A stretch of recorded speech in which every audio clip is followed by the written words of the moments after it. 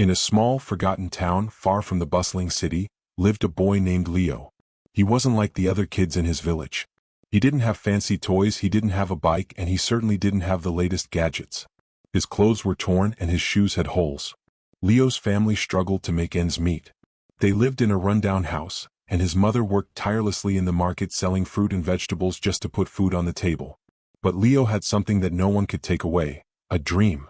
Every day after school, Leo would sit by the side of the road watching people work, seeing them build, fix, and create. He dreamed of being an inventor. But Leo didn't have money for expensive materials or tools. Instead, he found his tools in the trash. Old metal scraps, broken wooden planks, and discarded wires became his treasure. His dream was to build things that would help others, things that could improve their lives. But he didn't know where to begin. Every day, Leo would walk around the village looking for anything he could use: scrap metal, old plastic bottles, and broken fans. He would spend hours in the yard trying to build something: a toy car, a small windmill, or even a battery-powered fan. But each creation felt incomplete. It never worked the way he envisioned it. People in the village saw him collecting trash and laughed. They said, "What are you doing, Leo? You'll never make anything useful with all that junk." His friends made fun of him too.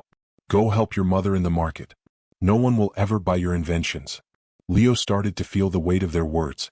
His creations broke, his ideas failed, and his heart grew heavy. Maybe they were right. Maybe he wasn't meant to create anything great.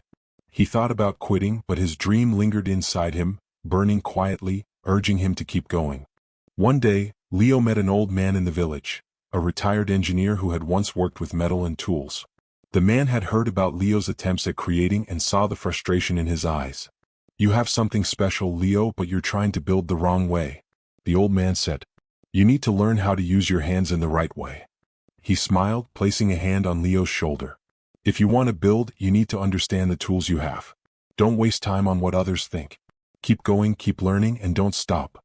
The old man became Leo's mentor, teaching him how to use his materials effectively, how to design better, and how to believe in his own ability.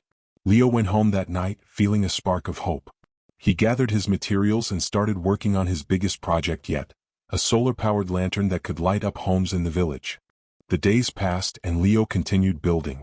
The solar lantern became his obsession. He spent long nights fixing old wires, connecting broken batteries, and recycling plastic into lamps.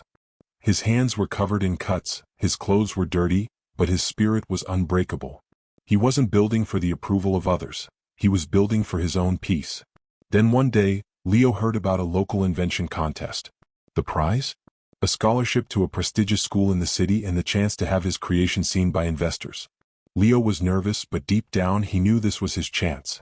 He finished the lantern, knowing it wasn't perfect, but it was his creation. The contest day arrived. The school hall was filled with students from nearby towns, all presenting their ideas and inventions. Most of them had polished gadgets, fancy prototypes, and professional designs.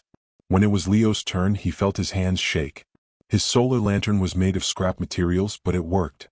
It lit up brightly, powered by the sun. As the judges looked at his creation, one of them asked, "Where did you get the materials for this?" Leo smiled, saying, "From the trash, from the things people didn't want." The judge nodded, impressed by the simplicity and ingenuity of Leo's design. "This is exactly what we're looking for." Leo didn't win the competition based on the price of his materials or the complexity of his design. He won because of his resourcefulness, creativity, and determination. Leo won the contest, and the prize was more than he had imagined. The merchant who sponsored the contest offered him a full scholarship to attend a technical school in the city. Leo's family couldn't believe it. They had always told him to give up on his dreams, but now they saw the power of his persistence. The school in the city offered him the resources and education he needed to expand his inventions. The solar lantern that Leo had built from scrap materials was now being used in many homes across the village. People could read at night, mothers could cook, and children could play safely under the soft glow of his lantern.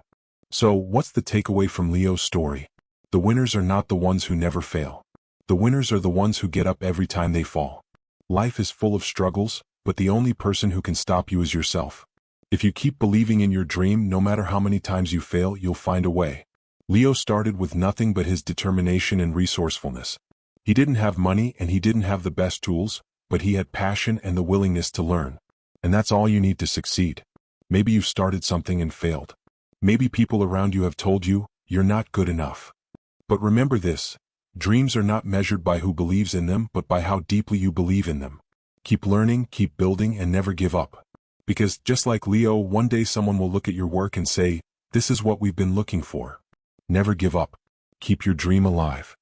If you enjoyed Leo's story and found inspiration in his journey, don't forget to hit that like button and subscribe for more stories that will keep you motivated. Share this video with your friends to remind them that no dream is too big to achieve. And comment below, what's one dream you'll never give up on? Keep believing, keep going.